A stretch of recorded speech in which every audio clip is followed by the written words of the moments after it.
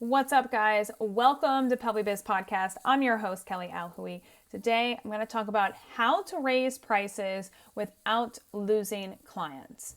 Now, most of you guys were headed into 2025, and you guys are thinking the economy is not so great.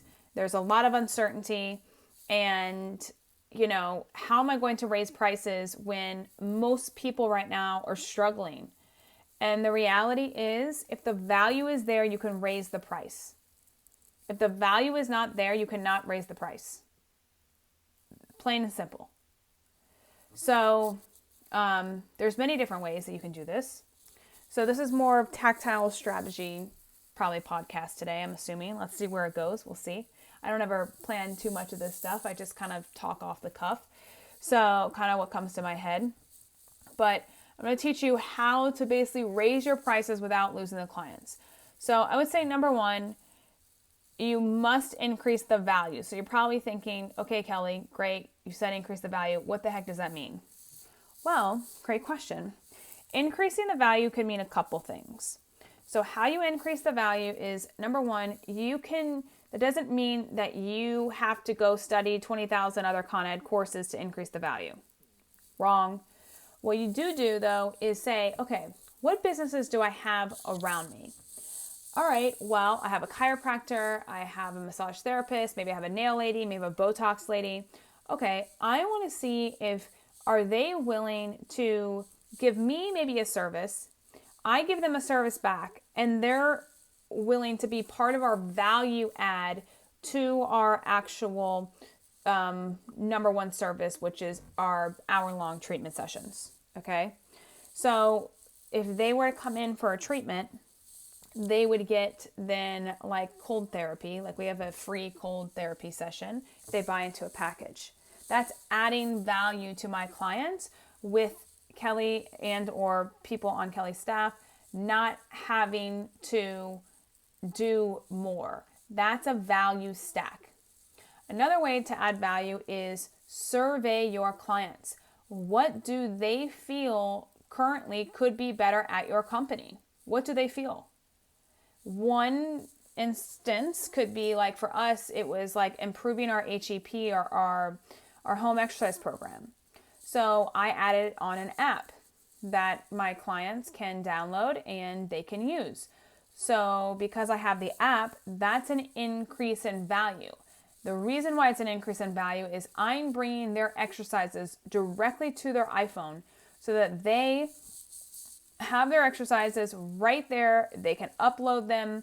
They can, they can just look at it. It's right there for them and they can do their thing. So it takes less of their time to do the thing. There's less resistance. So that way we get a better outcome. When you have a better outcome, you increase the value to the product or service, okay? And if you also decrease the resistance to it, that's a win-win. So now the value has gone up. That means I can raise my price, okay? Also, if you condense the period of time that it takes to get the result, okay, that increases the value, just so you know. If you also package things a certain way.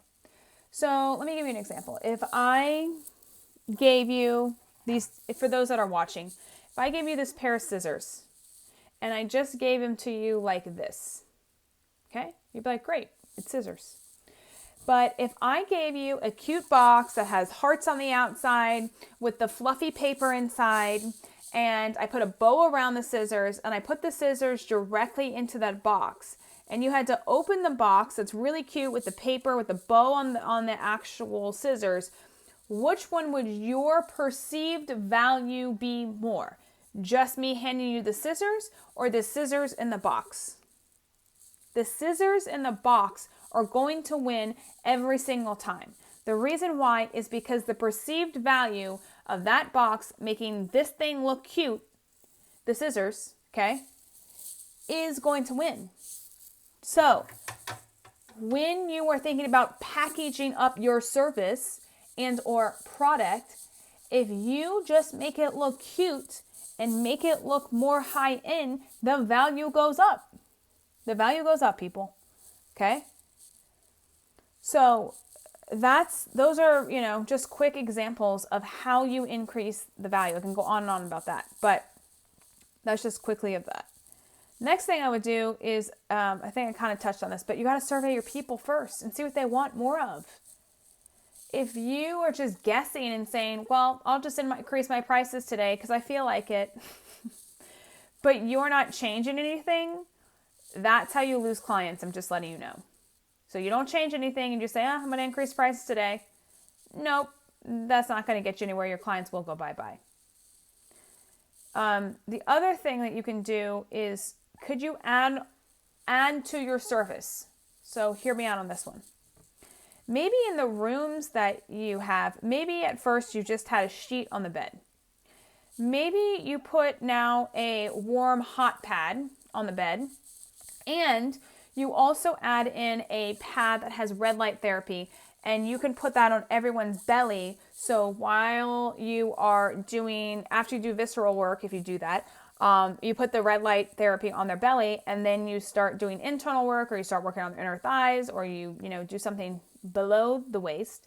And then that right there, because they're getting red light therapy, maybe they're getting heat to their belly, whatever, that right there increases the value, because that is a feel good. It makes them, it's a different service. Maybe you have cups that have red light therapy. That increases the value to your service, just so you know. Dry needling, it can increase the value to your service. It's technically kind of an add-on. Okay? And so when you're doing all this, how to not lose clients is basically, I always give a time period. And I don't have certain people on different prices depending on when they started with me and all that kind of stuff. It gets too confusing. Trust me, I've tried it. Don't do it. Highly recommend don't doing it. But basically I give people pretty much a month. And I send out an email, and I basically say once a week for 4 weeks. And I'm like, hey guys, just so you know, exciting news. We got this new red light therapy. We got new hot beds. We got this new app that's happening. Oh, by the way, we got these new providers on. And we'll also be raising our prices by January 1st. Okay, great. Please reply back to this email if you would like to lock in your current rate, because you can prepay for your current rate at your current rate. And then, the price goes up as in January 1st. So what they can do is then they can call the office and say, hey, I would like to prepay my 4 sessions that I have left at this current rate before prices go up. Okay, great. That's going to be, let's just say the sessions were $200, 2, 4, 6, 8. That's going to be $800. They pay for it that day. Now, when you're raising your prices, that actually you get more money that month. Because people are like, well, I don't want to pay more, so of course I'm gonna buy into this rate right now. So a lot of times, that's how you're able to raise your rate and get more money even before that rate change, because you can lock people into the current rate, and they're going to be handing you a sum of money rather than just $200 for that session. They're going to be handing you maybe $600, $800, maybe $1,000, maybe $2,000, maybe $3,000. So that they can be locked into that rate. So that's huge, guys. And basically, you just say, after this date going forward, this is the rate change. Okay? The other thing you can do is hit it from a package perspective, and it's called price positioning.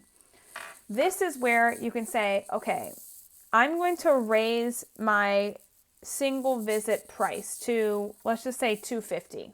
And let's just say normally you're at $200. So you can say my single visit price is $250. I'm going to raise my price to that.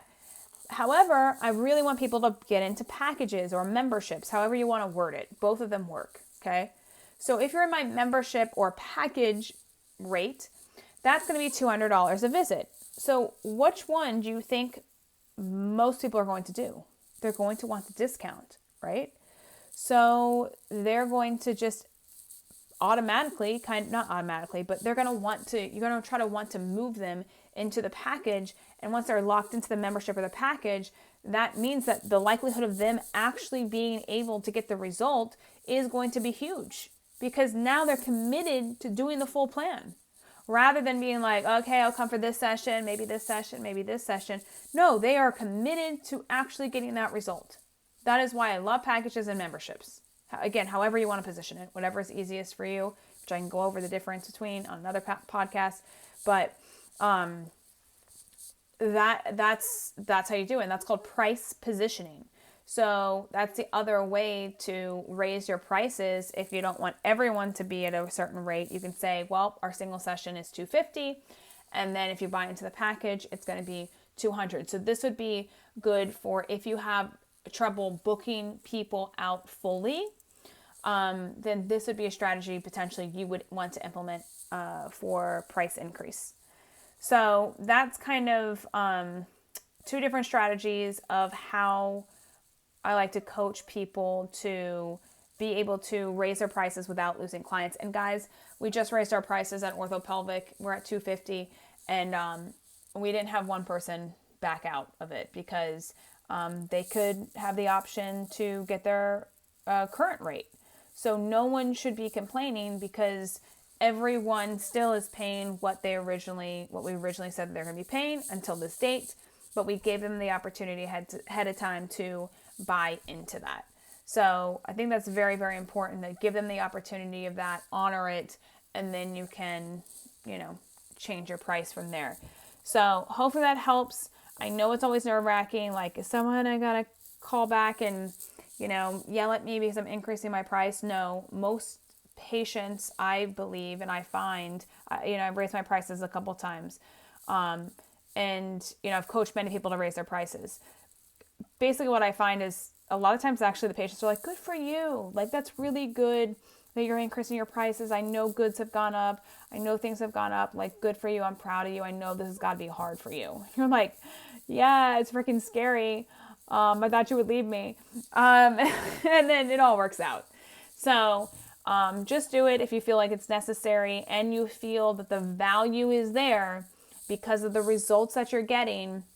I would also put testimonials in that email that you send out about it.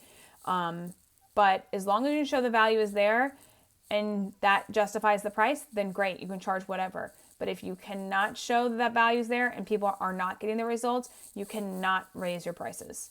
So if you guys have questions about that, or you have trouble with it, or you're very nervous, or you're just like, Kelly, I'm going to set a date, hold my hand, and make sure I do this thing, then again, reach out to me at Pelvibiz on Instagram. Be happy to hold your hand and keep you accountable by a certain date that you raise your prices. So, because I think all of us are super valuable and can give a lot to our patients, more so than we probably give ourselves credit for. So hopefully you guys enjoyed the episode, and we'll talk soon. Bye, guys.